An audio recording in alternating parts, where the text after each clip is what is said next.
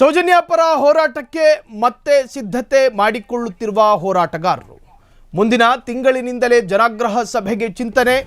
ಪ್ರತಿ ಜಿಲ್ಲೆಯ ಜಿಲ್ಲಾಧಿಕಾರಿಗಳಿಗೆ ಮನವಿ ಕೊಡಲು ಪ್ಲಾನ್ ಮಾಡಿಕೊಳ್ಳಲಾಗಿದೆ. ಸೌಜನ್ಯ ಪರ ಹೋರಾಟ ಮುಂದಿನ ತಿಂಗಳಿನಿಂದಲೇ ಜನಾಗ್ರಹ ಸಭೆಗೆ ಚಿಂತನೆಯನ್ನ ಮಾಡಿಕೊಳ್ಳುತ್ತಿದ್ದಾರೆ ಅನ್ನೋ ಮಾಹಿತಿ. ಪ್ರತಿ ಜಿಲ್ಲೆಯ ಜಿಲ್ಲಾಧಿಕಾರಿಗಳಿಗೆ ಮನವಿ ಕೊಡೋದಕ್ಕೆ ಪ್ಲಾನ್ ಅನ್ನು ರೂಪಿಸುತ್ತಿದ್ದಾರೆ ಅನ್ನೋದು. ಏಕಕಾಲಕ್ಕೆ ಜಿಲ್ಲಾಧಿಕಾರಿಗೆ ಮನವಿ ಕೊಡುವ ಬಗ್ಗೆ ಚರ್ಚೆ. ಸೌಜನ್ಯ 13 ವರ್ಷದ ಹಿಂದೆ ಧರ್ಮಸ್ಥಳದಲ್ಲಿ ಅತ್ಯಂತ ಬ್ರೂಟಲ್ ರೇಪ್ ಅಂಡ್ ಮರ್ಡರ್ಗೆ ಒಳಗಾದ ಬಾಲಕಿ. ಆ ಹೆಣ್ಣು ಮಗಳಿಗೆ ನ್ಯಾಯ ಸಿಗಲಿ ಅನ್ನೋ ಕಾರಣಕ್ಕೆ ಕೊಂದವರಾರು ಆಂದೋಲನದ ನಂತರ ಇದೊಂದು ಹೊಸ ಆಂದೋಲನ. ಡಿಸೆಂಬರ್ನಲ್ಲೇ ಆ ಆಂದೋಲನಕ್ಕೆ ಮುಹೂರ್ತ ಫಿಕ್ಸ್ ಮಾಡುವ ಸಾಧ್ಯತೆಗಳಿದ್ದಾವೆ. ಸೌಜನ್ಯ ಪರ ಹೋರಾಟ ಬೀದಿಗಿಳಿದು ಪ್ರತಿಭಟನೆ ಮಾಡಿದ್ರು, ನ್ಯಾಯ ಸಿಗಲಿಲ್ಲ. ಸತ್ಯಾಗ್ರಹ ಮಾಡಿದ್ರು, ನ್ಯಾಯ ಸಿಗಲಿಲ್ಲ. ಧರಣಿ ಕೂತರು, ನ್ಯಾಯ ಸಿಗಲಿಲ್ಲ.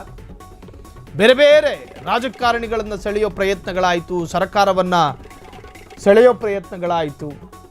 ಆದರೆ ಇನ್ವೆಸ್ಟಿಗೇಷನ್ ಮುಗಿದ ಪ್ರಕರಣವನ್ನು ಮತ್ತೊಮ್ಮೆ ಇನ್ವೆಸ್ಟಿಗೇಷನ್ ಮಾಡಲಾಗದು ಅನ್ನೋ ಕಾನೂನು ಇರೋದ್ರಿಂದಾಗಿ ಈ ಪ್ರಕರಣ ಹಾಗೇ ಇದೆ. ಇದು ಹಳ್ಳ ಹಿಡಿಬಾರ್ದು. ಹಾಗಾದರೆ ಆ ಹೆಣ್ಣುಮಗಳು ಸತ್ತಿದ್ದು ಕೊಲೆಯಾಗಿ, ಆ ಹೆಣ್ಣುಮಗಳ ದೇಹ ಛಿದ್ರಗೊಂಡಿದ್ದು ಕಾಮುಕರ ಅತ್ಯಾಚಾರಕ್ಕೊಳಗಾಗಿ. ಹಾಗಾದರೆ ಆ ಅತ್ಯಾಚಾರ ಮಾಡಿದವರು ಯಾರು, ಕೊಂದವರು ಯಾರು? ಈ ಹಿಂದೆ ಇವರೊಂದು ಅಭಿಯಾನ ಮಾಡಿದ್ರು, ಸೌಜನ್ಯ ಪರ ಹೋರಾಟಗಾರರು. ಕೊಂದವರು ಯಾರು ಅನ್ನೋ ಅಭಿಯಾನ. ಸಂತೋಷ್ ರಾವ್ ಎನ್ನುವಂತಹ ಒಬ್ಬ ವ್ಯಕ್ತಿಯನ್ನು ಅರೆಸ್ಟ್ ಮಾಡಲಾಗಿತ್ತು. 6 ವರ್ಷದ ನಂತರ ಆತ ನಿರ್ದೋಷಿ ಅಂತ ಹೊರಗೆ ಬಂದ.